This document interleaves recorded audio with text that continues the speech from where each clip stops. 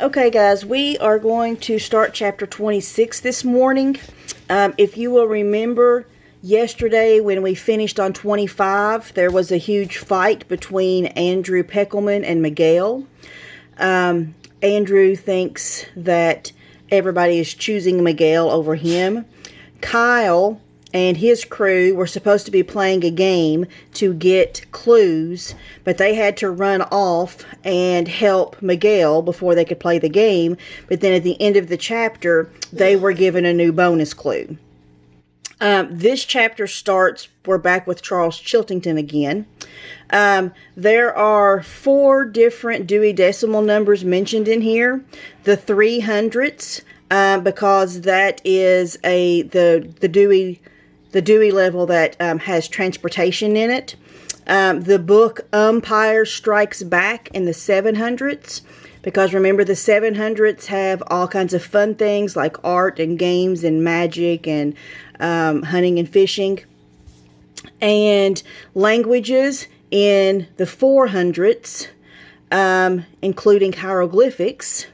And finally, secret codes would be in the 650s. So listen for those Dewey references throughout this chapter. And I'm having my morning cup of coffee in my brightly colored beach cup this morning. So excuse me while you see me take a sip occasionally. Okay, chapter 26. Very clever, said Charles, pulling another silhouette card out of a book. And this is what his new card looks like. This cover had been easy to find. Remember, he's going around finding all of the books that are in the staff picks case. It was the 3rd book on the top shelf of the staff picks display. The image on the front was a bright yellow yield sign. The title, Universal Road Signs by renowned trafficologist Abigail Rose Painter. Charles had found the matching book in the 300s room on the 2nd floor.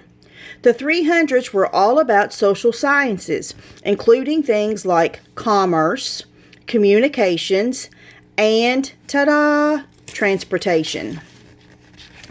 The image also fit nicely with the pictogram he had found in the 700s room in a book called The Umpire Strikes Back. That baseball book was the first cover on the 2nd shelf in the display case and had given Charles a card with the classic pose of an umpire calling an out.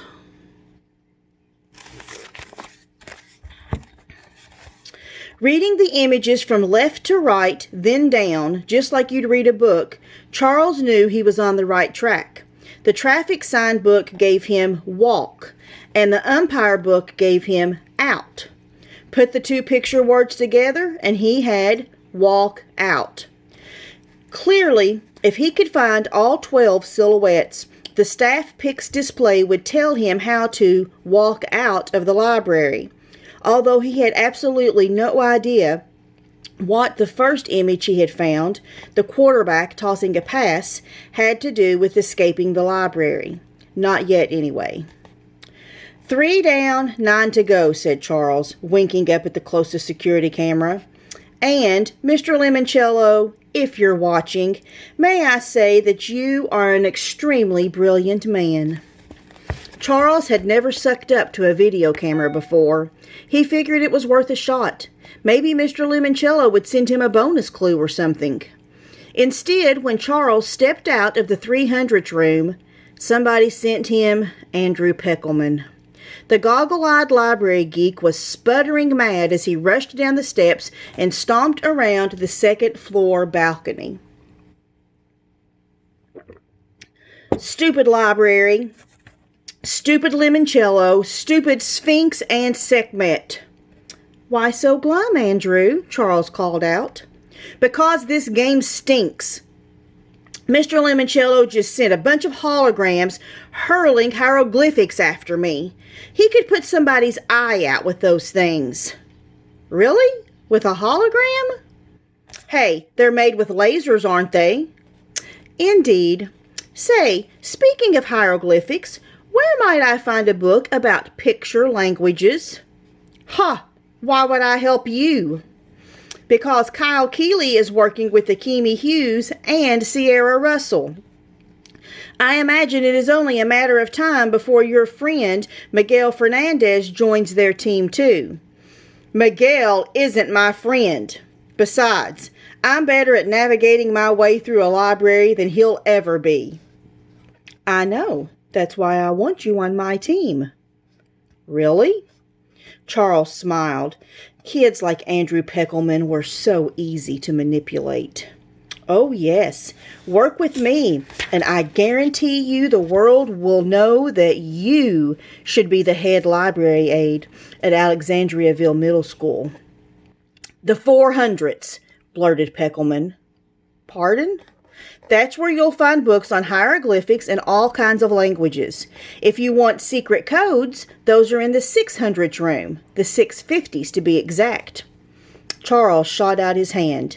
"Welcome to Team Charles, Andrew." The new teammates stepped into the 400s room. For some reason, it was pitch dark and smelled like pine trees. Okay, I'm not going to get these words right because they're all pronounced in a foreign language, and I'm probably going to chop them all up, but I'm going to give it my best shot.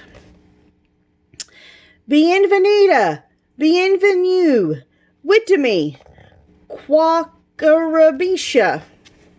"Welcome," boomed a voice from the ceiling speakers.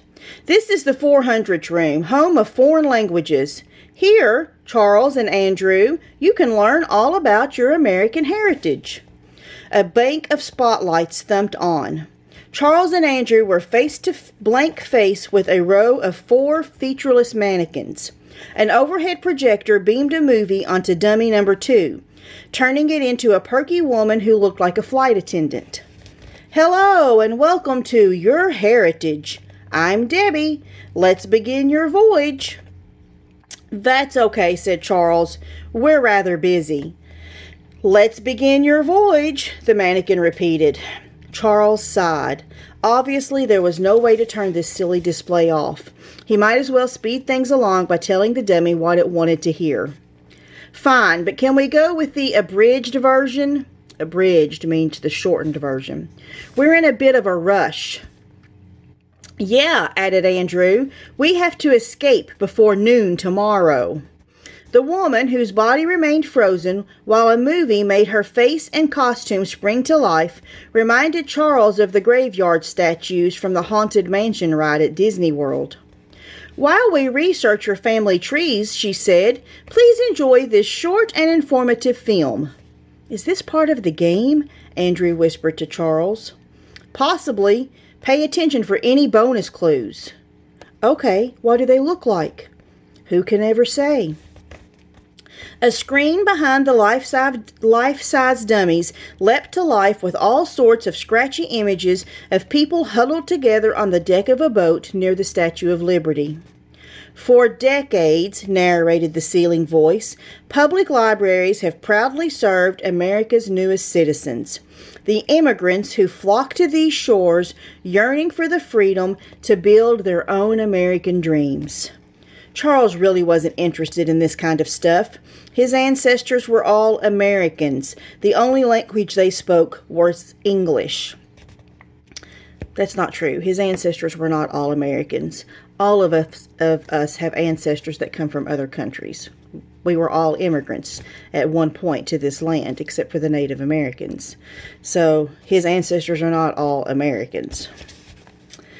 "Yes, the library is where many new arrivals join first, to learn their new homeland's language, to keep in touch with the world they left behind, to search for the gainful employment that will make them productive residents of their newly adopted homes." The movie dissolved into blackness. "Thank you for your kind attention," chirped cheerful Debbie. "We have completed your American family tree. Let's meet your first American ancestors." 2 mannequins sprang to illuminated life, both of them dressed in traditional Thanksgiving pilgrim costumes. "I know who they are already," said Charles. "That's John Chiltican and his wife Eleanor. They came to Plymouth Colony on the Mayflower. Can we move on to Andrew's family, please?" "Of course," said Debbie. The mannequins quickly went through the Andrew Peckelman's ancestry.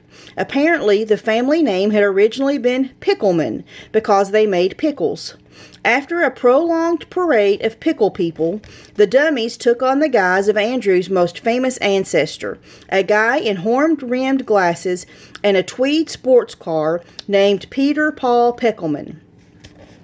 I appeared on the TV game show Concentration in 1968, he announced, and won a room full of furniture and wood paneling for my rumpus room. Charles smiled. He knew the TV game show Concentration was very similar to Mr. Lemoncello's phenomenal picture word puzzler, one of the games he had picked up at the toy store. Peter Paul Peckelman's claim to fame was further confirmation that piecing together the picture puzzle would show Charles how to escape from the library. He'd been right. The dummies had just given him a bonus clue. End of chapter.